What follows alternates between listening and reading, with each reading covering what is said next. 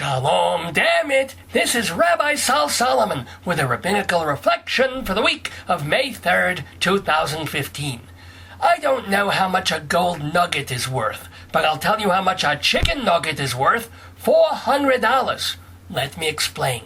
Last month, Marissa Holcomb was working at a Popeyes Fried Chicken in Channelview, Texas.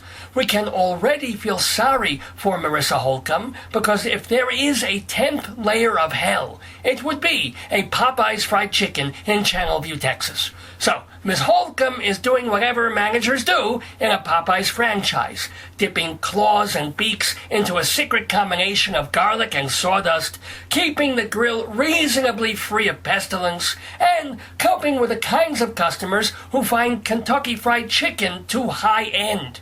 And this was a busy night for Popeyes, because they were running a special: 2 nuggets for $1.19.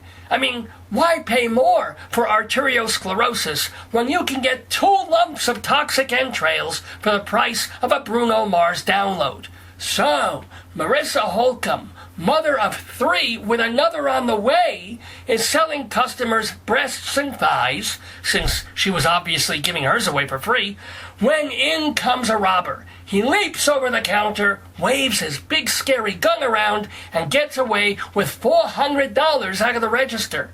Now, you would think this thief, this animal, this cowardly piece of garbage with a weapon in his hand and a beanie over his face, you'd think he was the villain of this story. But oh no!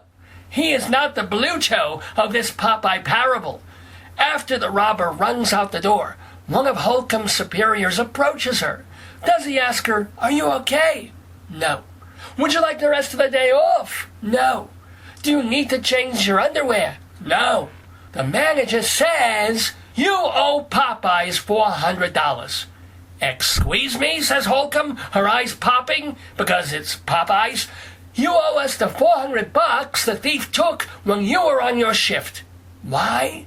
Because employees are supposed to make sure that the cash registers don't hold that much money at one time, specifically because it encourages crime, and if a thug does rob you, he gets away with pocket change instead of a big score. So, because this woman was too busy to unload the till, she was on the hook for what the crook took. Still, she told her overlord, "I just had a gun to my head, and if you think you're gonna hold me up for $400, you know where you can put that drumstick." They fired her, and that's when the firestorm began. The story went viral, with readers swearing they would never set foot in a Popeyes restaurant, and those were just the ones trying to avoid diarrhea. Of course, at Popeyes corporate, the high mucky-mucks were shamed into making nice. They explained, and this is true, that they can't be there to oversee every manager and every decision at every independent franchise. It's like asking the baseball commissioner to stop players from grabbing their nuts and spitting. He can only fine them after the fact. And heck, I can't even get the Rabbinical Council to stop doing it.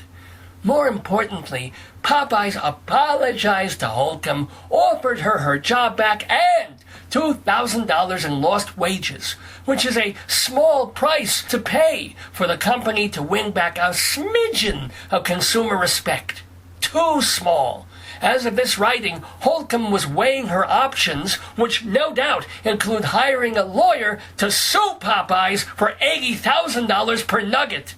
To be fair to Popeyes, this woman had apparently been warned a few times to make sure the cash registers weren't bulging wider than Aretha Franklin's stretch pants. So, she may have been due for a dressing down or even a suspension for ignoring an important rule. But that was not the time. You don't tell a person crawling out from under a desk after the Nepal earthquake, "I told you not to put the stemware in the brake front." Like so many mega businesses, Popeyes put profit before the proletariat. The truth of the matter is, if I was working in the store and someone came up to me with a gun, I would give them the register, the silverware, the carpeting, and 3 of my best-looking daughters.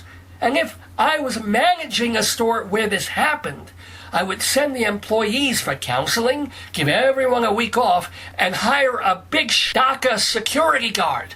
I couldn't pay him much, but he could have the leftover daughters. And if I was a thief hoping to rob the store, I'd move to Baltimore, where everybody's getting stuff for free. And if I was a customer hoping to eat Popeyes chicken, I'd look both ways, carry a gun, and double-check to see if there are any stray cats left in the neighborhood. This has been a rabbinical reflection from Rabbi Sol Solomon, crossing the road with the proverbial chicken to Temple Sons of Bitches in Great Neck, New York.